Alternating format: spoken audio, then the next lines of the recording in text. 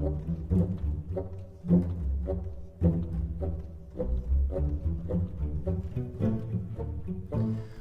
folks, Justin here. Today I wanted to talk a little bit about card design, specifically about an idea that Charmer and I have been talking about for probably over a year now. And look, it's been 6 months since we got new content, right? So like for 3 months, you think about, oh man, what if we had a House Halalu card that was a 4/5 with charge or something like that? That lasts for a few months. Now it's been 6 months, and I mean I'm doing the extreme kind of thinking here, but the more I sort of reflected on this idea, I feel like it's not actually that extreme.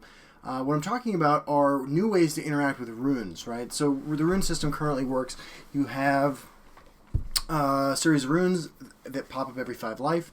When one of them is broken, you draw a card, and if it's a prophecy, you get to play it for free. Runes actually play a huge role in Elder Scrolls, although they're like the worst form of magic. They are a part of all the Elder Scrolls games, Frost Rune, Fire Rune, stuff like that. Setting these traps on the ground. But I started to think, like, how can we make the rune system more interesting, deeper? How can we involve that in the gaming design, card design process, more than just repairing runes? Which like if you take a look right now, we have the heart, the mechanical heart, which says if you have 0 or less health, sacrifice mechanical heart, set your health to 10 and restore rune. It's alright. And then we have the 5 cost dude. I don't know why all these guys are coming up. Also, I apparently can't remember what this dude's called. The unique legendary Morokai, there you go, who replaces one of your runes if you have a deck full of singleton cards. This is Reno Jackson.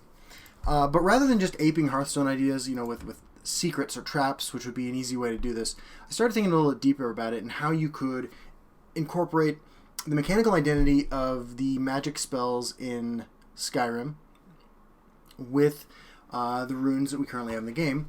And I came up with what I think is a pretty interesting idea, and I wanted to share some of these designs. So runes, they replace a regular rune. So you're going to play an action that is going to replace one of these regular runes. Your opponent's going to see you play the action, but they will not see which rune it replaces. And that information will be hidden. It'll appear the same until that rune is broken, at which point the rune will trigger and something will happen. And these are all pretty lore friendly. So I'm just going to hop right on in to these designs. And I think these are pretty cool. Let's start here with Dragon Rune. Dragon Rune is an additional way to play dragons. And one of the things that's interesting about these designs is that you have to take into consideration that in some ways these are just very fundamentally card disadvantage, because you're playing a card to prevent yourself from drawing a card, and so you need a way to balance that out.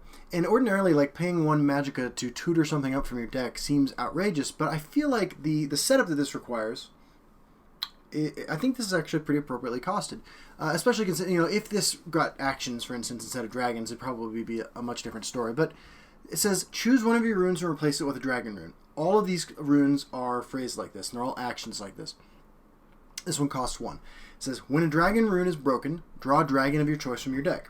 So instead of when your rune breaks, you draw a card, and it might be a prophecy, when a dragon rune breaks, you get to dig into your deck and grab a dragon. Interesting twist. I was thinking about this card. Mystic Dragon is currently the only dragon with prophecy in the game. I think that it's pretty reasonable for this card to trigger the prophecy on Mystic Dragon. It doesn't explicitly say that it wouldn't do that. But I think that, if you were to go find a Mystic Dragon, it would trigger then, because you're drawing a card from a rune break, and prophecy says if you would draw this card from a rune break.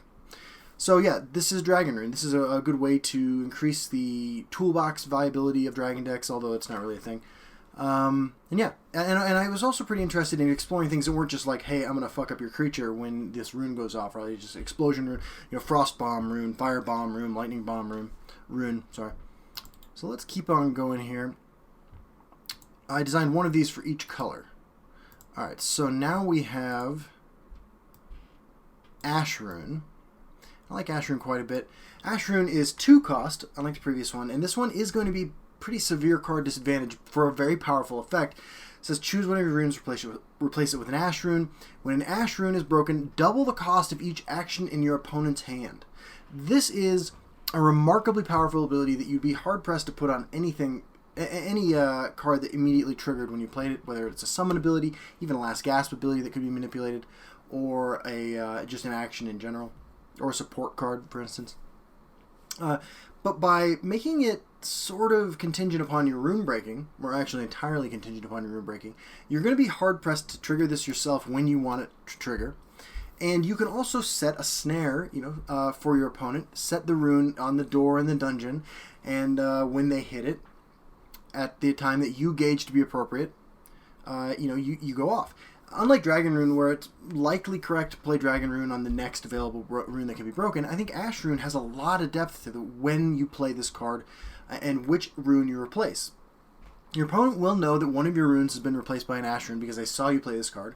They don't know which rune it is, and it's not always correct to have it be the next available rune that can be broken.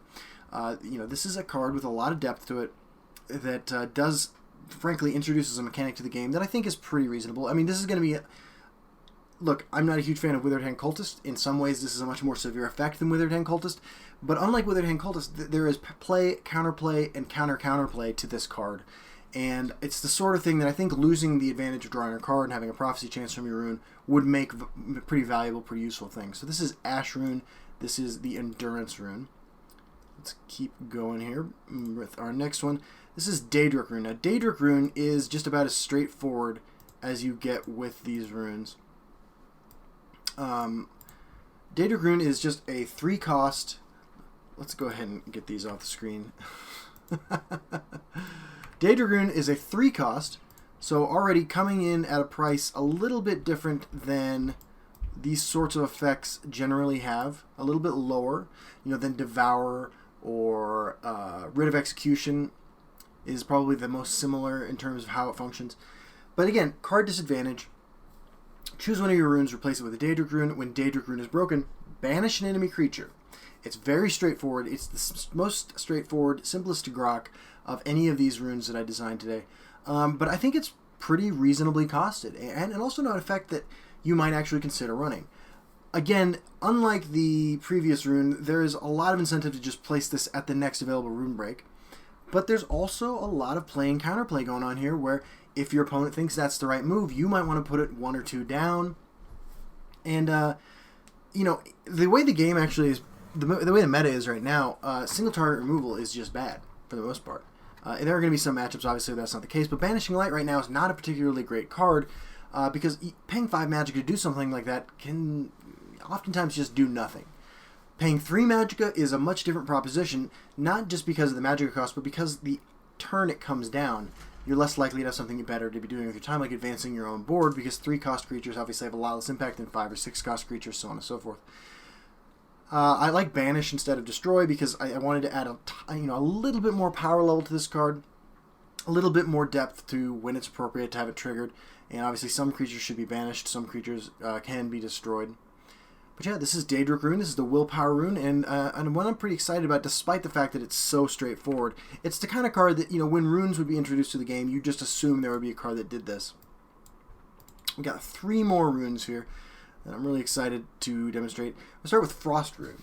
Frost Rune is, in some ways, I'm going to go ahead and say just the weakest, but in also some ways the most potentially powerful, in that it is this massive tempo swing if it triggers at the right time. If you play this at the right rune, if your opponent doesn't play around it particularly well.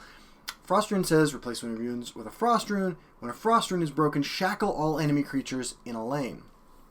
Now, this is, of course, the Corpse Curse effect. Corpse Curse is a 2-cost action that you get from Onde Clan Sorcerer and from Blood Magic Lord.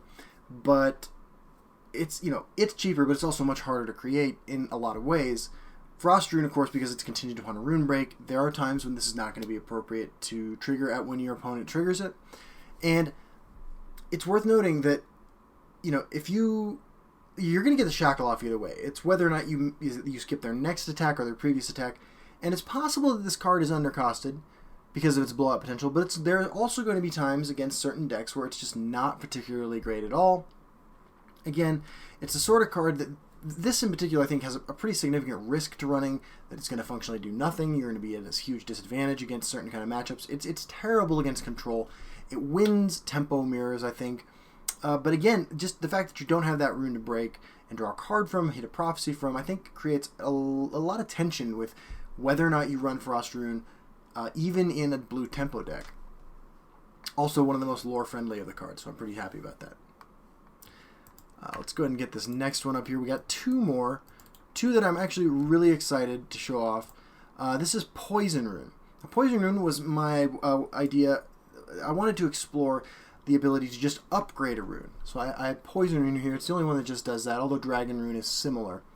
Poison Rune is a 3-cost rune, pretty expensive for what it does, and it says, choose one of your runes, replace it with a Poison Rune. When a Poison Rune is broken, all enemy creatures gain Pilfer -1/-1, and you draw a card. So this is an upgrade to your previous rune, and you also have this weird sort of like level 1.5-ish drain vitality effect that hits all opposing creatures that are currently on the board, slowly whittling them down, like, infecting them with ataxia or whatever.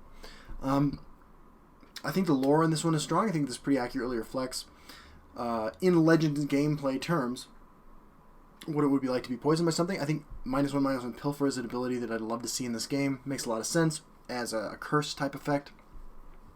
And I think it also is very mechanically green, who deals a lot with -1/-1 effects, and deals with Pilfer, and historically has some pretty good card advantage engine, creature types in particular, as well as other cards that draw cards like Barter and Lockpick and stuff like that. But Poison Rune is an interesting one. It is a straight upgrade to your previous rune. Worth pointing out too, I guess, that in a 2 or even 3-color deck, you have the opportunity to play 2 or 3 different runes in the same deck. So there's a lot of mind games, even more levels of mind games that could go on if you play these runes, depending on where you put the rune. And then you play another rune on the following turn, your opponent's guessing about what's going on. But unlike in Hearthstone, where the secret cards, which these are most like, more like those than a lot of other things that could be like, I guess, your opponent knows, look, there's only 6 runes in the game, 1 for each color. They know which one you've played, or which ones you've played, and they know when it will trigger specifically. I think it's just enough hidden information that you're going to be rewarded for tight gameplay, and you're also going to have enough of a heads up that you're not going to feel terrible when one of these things goes off, even if it's at the most inopportune time for you. Because you knew it was going to come. You have only yourself to blame. And that's the sort of 5 minutes after the game has ended and you've lost kind of thing that I think makes for the ability to become a better player. So let's go ahead and grab this last one. Poison Rune is definitely one of the most complicated ones, but I think that this last one is particularly interesting, and it's an ability that, even if it's not on one of these rune type cards, I think will inevitably be in the game, and that is Frenzy Rune. And this one is lore point on. 2 magicka, choose one of your runes, replace it with a Frenzy Rune. Now note the text here. When a Frenzy Rune is broken by a creature, so this doesn't trigger if that rune is broken by a lightning bolt, you just miss the rune. So much higher risk, but in exchange, I think a pretty high reward. The creature that broke that rune then battles a random enemy creature. So obviously, there are tricks you can pull with Afflicted Elit, and the other Elit, the 5/3, because those creatures can break your own runes sometimes. But I think Frenzy Rune is a really interesting card. Potentially card advantage, which you can't say for any of these other runes. No, you really can't. Poison Rune is not really card advantage, because Poison Rune is doing what the rune would already do, which is giving you a card when you take that damage. Frenzy Rune could be a 2-for-1. You are losing out on the rune break. There's a random element. This is a highlight reel type card, but it's also a mechanic. Opposing enemy creatures fighting each other that I think will inevitably make it to Legends, and frankly it's a very, I think, pretty complex card, but also one with just a massive amount of counterplay. Again, this, first of all, it incentivizes you to swing before you play creatures, which is something we should all be doing anyway. And I think that if there was I remember reading this quote about landfall, this mechanic in Magic, which just triggered when you played lands, which is something you were going to do anyway. That encouraging players to play the game correctly and rewarding them for that is usually a pretty satisfying game experience. And I think Frenzy Rune encourages, is best played around by playing the game in a manner you should probably already be playing it. So Frenzy Rune has that going for it. And it's also, I just think, kind of exciting. I'll be totally honest with you, I think it's kind of exciting. It's a red control card, although it could be a tempo type card. I think that's debatable. I mean, there is some, because there is the potential for just this card doing nothing. And it is, by significant margin, the most playable around of any of these, because you could just poke your opponent with a lightning bolt or something. It's not... I think it's a control card. I just think it's really exciting. I think it's really fun. So those are the runes. Those are the 6 rune cards that I came up with. I think they're pretty fun. I want desperately to see, honestly, this exact mechanic introduced into Legends. I don't design cards, obviously. I barely can play this fucking card game. But I think that these are the sorts of things, these sorts of Legends, mechanical expansion that Legends kind of needs. We already hit 3 colors, which is not something I thought we were going to do ever, actually. We already hit 3 colors, relatively early in Legends' existence.